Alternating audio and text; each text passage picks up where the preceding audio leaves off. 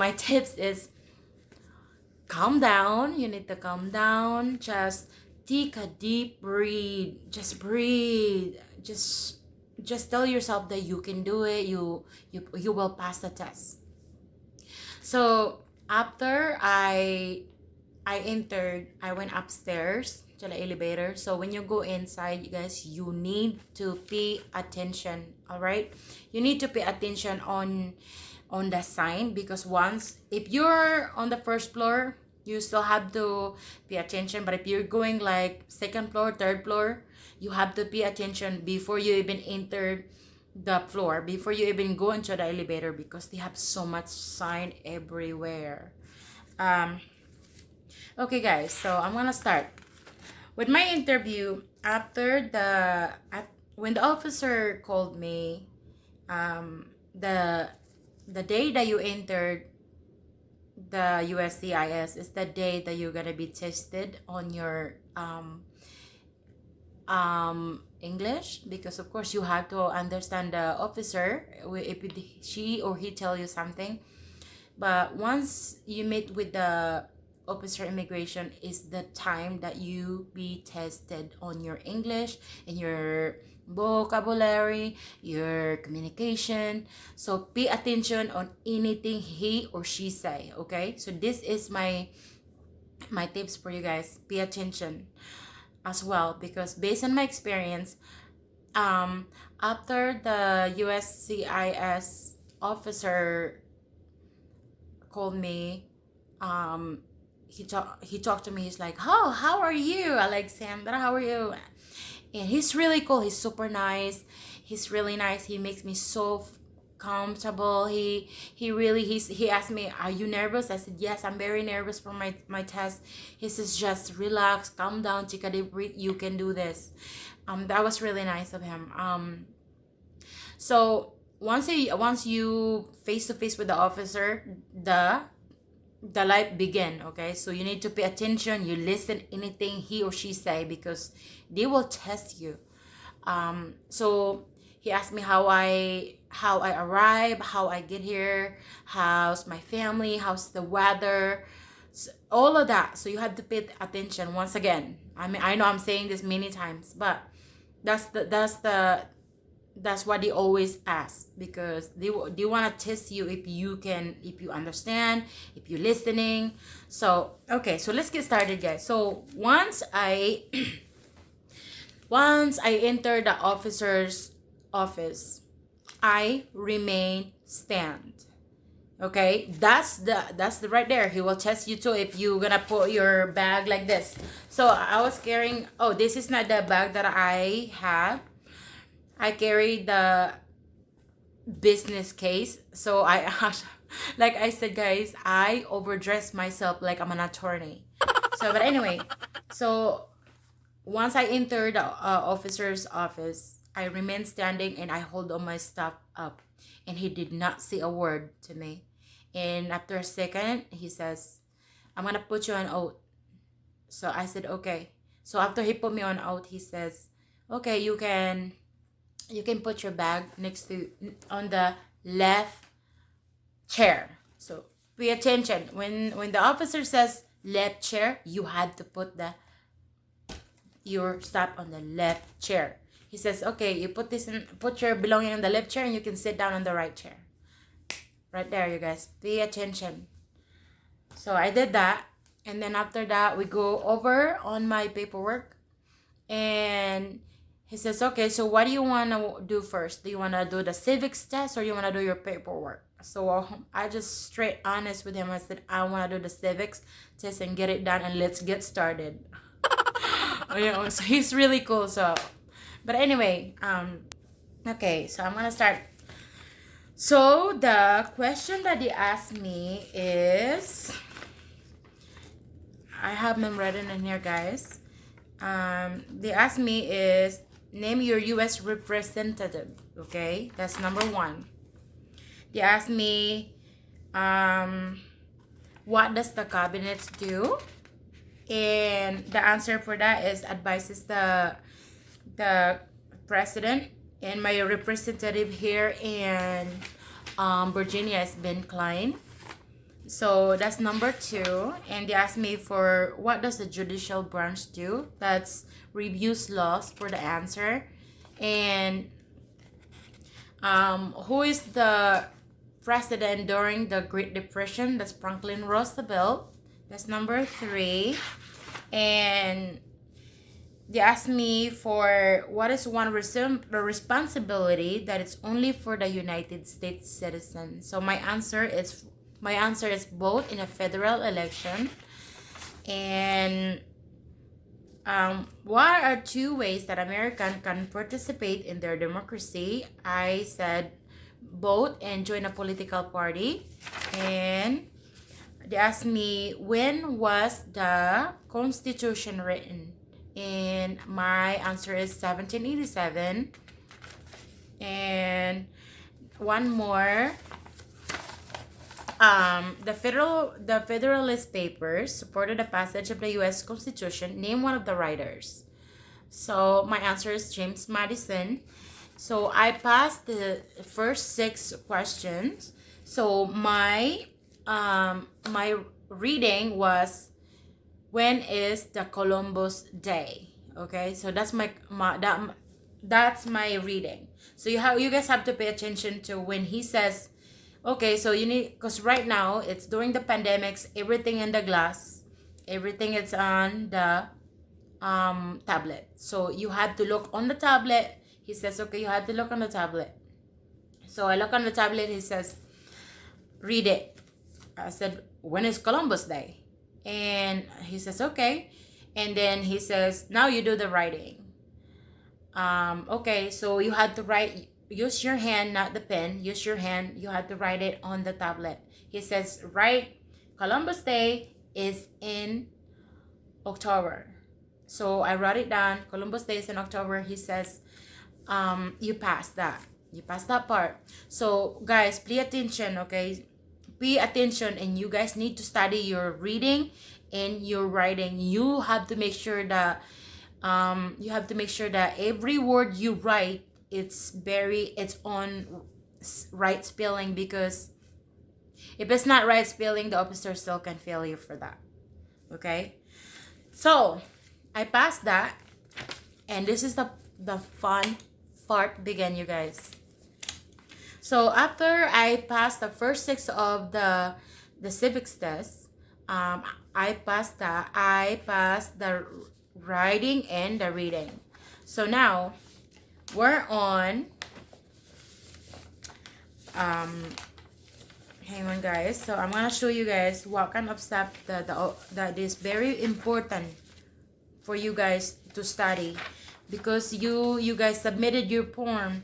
You really need to study you need to study everything in here, everything that what you submitted on the USCIS.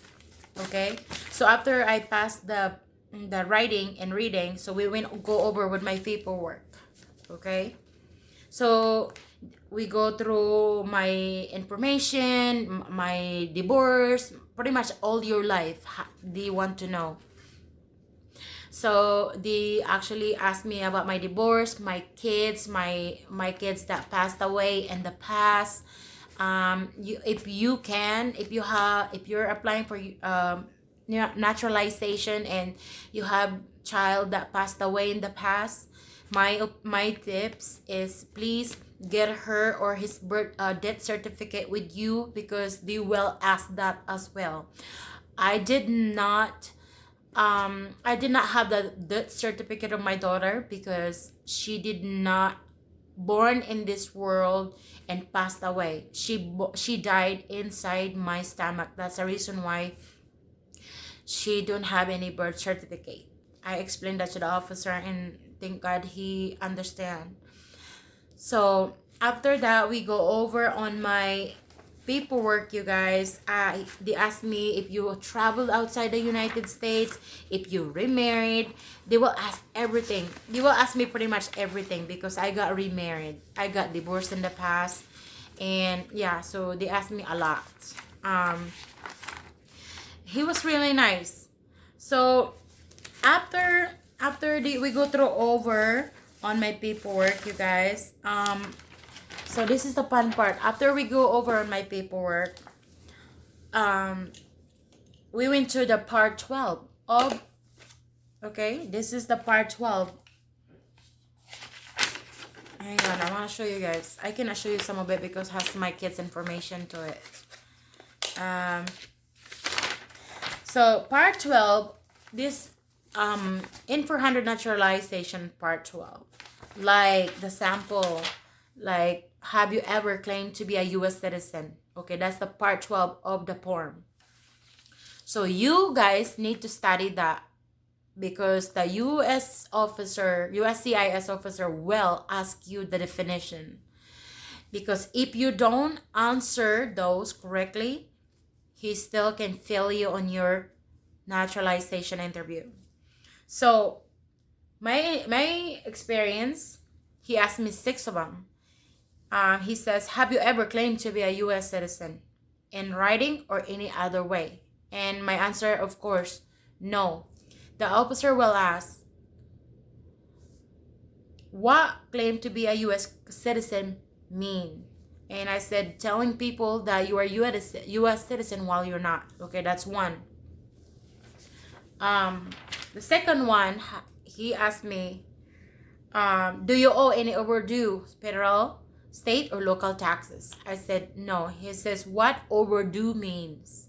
That's what he asked me, what overdue means. Overdue is you're late paying your bills, you're late doing on something. That's the answer, that's the definition of the overdue. That's the second. Okay? And the third one, he asked me, were you ever involved in any way with genocide? Okay, I said no. The answer, no. He says, explain to me what genocide. Okay, so you guys need, this is the reason why I'm saying that you guys need to study the part 12, because they will ask you this. There's not, it's not a joke. So he says, were you ever involved in any way with genocide? I said no. He says, explain to me what genocide.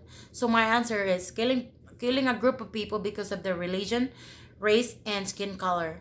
He says, okay, so that's the third.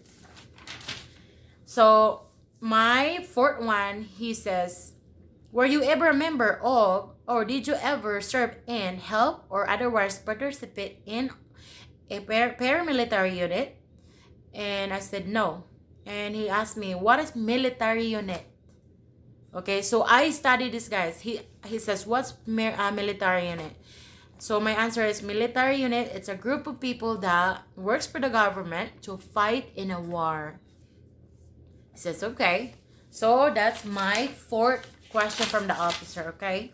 So my fifth one, oh my gosh. He says, he asked me, did you ever receive any type of military, paramilitary? And I said, the answer, no. And he says, what is paramilitary? Paramilitary. And I said, it's a group of people that acts like a military but are not part of the official military. So that's my answer. That's my fifth one. My last one was, have you ever been convicted of a crime or offense? He's not gonna she's not gonna ask you all of it, guys. He's just gonna pick some of the definition. So he says, can you explain to me what crime means? Okay, crime. Please, guys, study the definition hard as you can. Okay, he asked me, have you ever been convicted of a crime? I said no. And he says, can you please explain to me what crime means? Crime means it's an action that breaks the law. Okay, so that's my sixth question on my interview, citizenship interview. Okay, so my tips with you guys, please study the part 12 of the N400 naturalization. Because if you have an interview and the officer did not ask you all the definition, you are so lucky. But if the officer asks you what's the definition, you need to know what's the definition. Because if you don't know the answer, he will fail you for the test. Because the reason why the officer asks you for this is because they want to know if you understand the English, if you reading the English, if you understand them well, or if you can speak well, some stuff like that. And my tips with you guys is the day you submitted your N400 naturalization is the day you study. You study the civics test, you study everything what you put on your application, you study on your part 12 of the form. Okay, so after I went over, after everything done, the officer would either the officer will give you the certificate of the citizenship, or they will have you come back for your oath ceremony. So I have to come back with my oath ceremonies. So I'm still waiting for my oath ceremony. So once you pass your test, you will receive the form N652 saying that you passed the citizenship. Okay, so that's it, you guys. For now, I'm still waiting for my oath citizen oath ceremony from the mail. Yeah, so I really don't know, but he says that he's gonna take a couple weeks before I will receive that on the mail. But at this point, I'm so happy that I passed my test, because I submitted my form of September, and January it's my citizenship interview. So the day that I submitted my form is the day that I really study hard on my civics test. I study hard on anything what I put on my application, and I study on my definition, because before that, before I submitted my form, I actually looking some of the videos on YouTube, what's their experience, and some of the applicant after their experience, they did study the definition, and some of them failed on the interview because they did not know what's the definition on the part 12 of your form. So I studied that. I study at least 3 hours every single day. um Actually, I just went to their website, study on my civics test, and I turn on the YouTube channel, listen to the civics test, civics test. I studied that on YouTube as well. I study on my reading and writing on YouTube as well. I study my definition on YouTube as well. All of them on probably 3 months. September, October, November, December. Yeah, 3 months. I study all of them on YouTube for 3 months. So if I pass my test, guys, I'm sure you can pass your test as well.